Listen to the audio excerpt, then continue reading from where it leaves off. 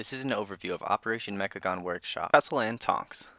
This boss has a minor healing check and some positioning requirement. There are 3 things to remember. So stand towards the middle of the room or stand behind where the tank is rotating the boss.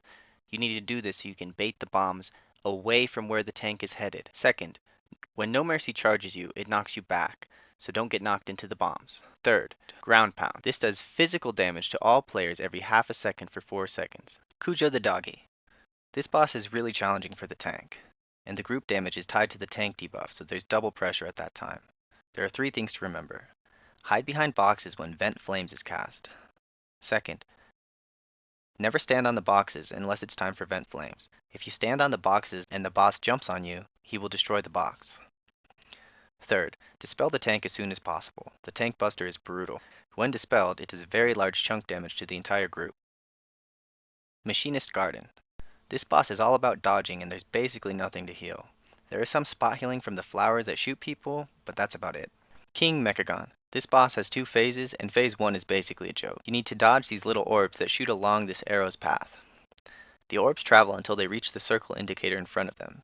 For phase 1, you basically just need to do damage to the boss. Phase 2.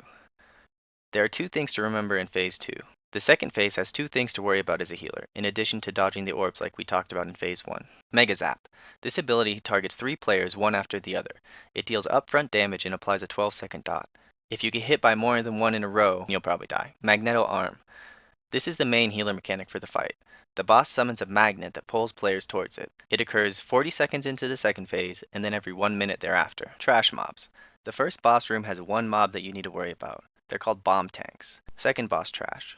The waste processing unit does big AoE damage, just heal forehead. The slime mobs are just after that. They no longer explode like they once did. Instead, they apply a healing absorb to the party. There's a new pack of trash called the mini dogs. These dogs jump on players and apply a dot. This can be dispelled. Third boss trash. The MK3 has this ability called short out.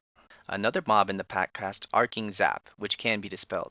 Make sure to stay on top of your dispels while you're fighting the MK3. The spider tank mob does constant ticking damage. You'll need to use healing cooldowns for this. Fourth boss trash. These yellow domes block all damage from short out.